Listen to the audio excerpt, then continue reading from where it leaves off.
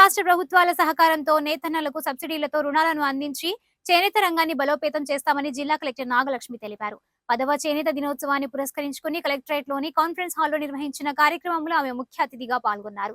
ఈ సందర్భాన్ని పురస్కరించుకుని ఆమె ప్రసంగిస్తూ చేనేత రంగం బలోపేతం చేసేందుకు ఏర్పడిన సందర్భాలను గుర్తు చేసుకున్నారు. సంస్కృతి సాంప్రదాయాలకు సాక్ష్యాలుగా నిలిచే చేనేత నేతన్నలకు ప్రభుత్వం తోడుగా ఉంటుందని స్పష్టం చేశారు. ఈ సమావేశంలో చేనేత శాఖకు చెందిన ఉన్నతాధికారులు హాజరయ్యారు.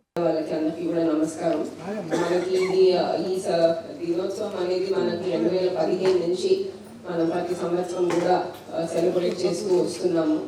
మనకి 1905 సంవత్సరంలో 7 ఆగస్టు తారీఖున కోల్కతాలో ఒక స్వాతంత్ర ఉద్యమంలో ఒక పెద్ద ఎత్తున మనకి విదేశాల నుంచి వచ్చిన వస్తువులు కానీ వస్త్రాలని కానీ బహిష్కరించి మనము సొంతంగా మన దేశంలో తయారు చేసిన వస్తువులు కానీ వస్త్రాలు కానీ ఉపయోగించాలనే ఉద్దేశంతో ఆ రోజు ఆ కార్యక్రమం చేయడం జరిగింది.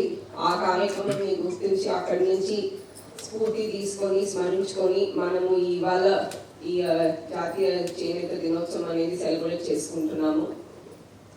మనకి ప్రస్తుతం కేంద్ర ప్రభుత్వం ద్వారా కానీ రాష్ట్ర ప్రభుత్వం ద్వారా కానీ మనకి చేనేత కళాకారులకి చేనేత వృత్తిలో ఉన్న కార్యక్రమాల్లో నేషనల్ హ్యాండ్లూమ్స్ డెవలప్మెంట్ ప్రోగ్రామ్ కింద రా మెటీరియల్ సప్లై స్కీమ్ కింద ఈ కార్యక్రమాలు తర్వాత ముద్రా లోన్స్ ఇవన్నీ కూడా మనము వీవర్స్కి కొంతమందికి మంగళగిరి క్లస్టరే కాదు జిల్లాలో వేరే ఫిరంగిపురం కానీ తెనాలి కానీ కొన్నూరులో ఉన్న వీవర్స్ అందరికీ కూడా మనము ఇవన్నీ కూడా బెనిఫిట్స్ అందేలాగా చర్యలు తీసుకుంటున్నాము. ఇవే కాకుండా మనకి ఇప్పుడు ముఖ్యంగా హ్యాండ్లూమ్ డెవలప్మెంట్ ప్రోగ్రామ్ కానీ ఎంఎస్ఎంఈ ప్రోగ్రామ్లో కానీ హ్యాండ్లూమ్స్ని ఒక క్లస్టర్ డెవలప్మెంట్ మోడల్లో తీసుకెళ్లాలనేది ప్రభుత్వ ఉద్దేశము.